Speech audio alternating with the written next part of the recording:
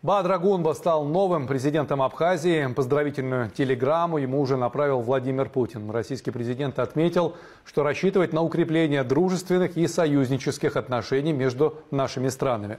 По официальным данным избиркома, во втором туре Гунба набрал почти 57% голосов, у его оппонента Адгура Ардзинбе чуть более 43%. Наблюдатели отмечают, что в этот раз явка была значительно выше, чем в предыдущем туре, при этом активно голосовала молодежь. Из Абхазии передает Сергей Пикулин. Пожалуйста, давайте, пожалуйста. Все, я закрываю участок. Все 152 участка закрылись ровно в 20:00. Ключ от дверей у члена участковой комиссии. Внутри остаются только сотрудники избиркома, наблюдатели от кандидатов и международные электоральные эксперты.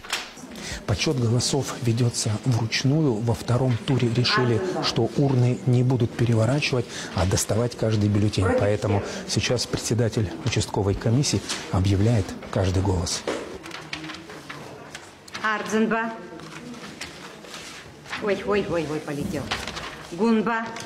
Во втором туре явка оказалась выше, чем в первом, и перевалила за 70%. Большую активность показала молодежь. Это определяет наше будущее. Мы видим здесь перспективы, мы видим, как можно развивать нашу республику, чем можно здесь заниматься. Очень много ниш есть.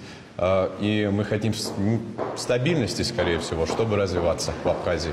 Экзит-пулы в Абхазии запрещены, как и любые опросы, поэтому сегодня все ждали официальные цифры. Местный ЦИК только добавил интриги, назначив первую пресс-конференцию аж на полдень. Набравший наибольшее количество голосов Гунба Бадра Зурабович, мы его поздравляем.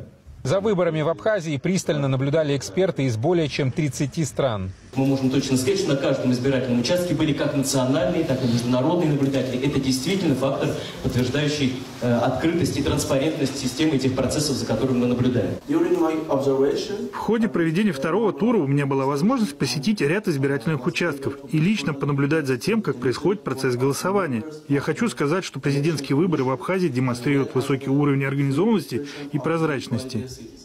Сейчас уже точно можно сказать, что выборы легитимные. Об этом говорят все эксперты. А столь высокая явка приятно удивила даже местный ЦИК. Абхазия проголосовала за свое будущее. Сергей Пикулин, Алия Рибжанов, Сергей Тащиев и Екатерина Белоусова, НТВ, Абхазия.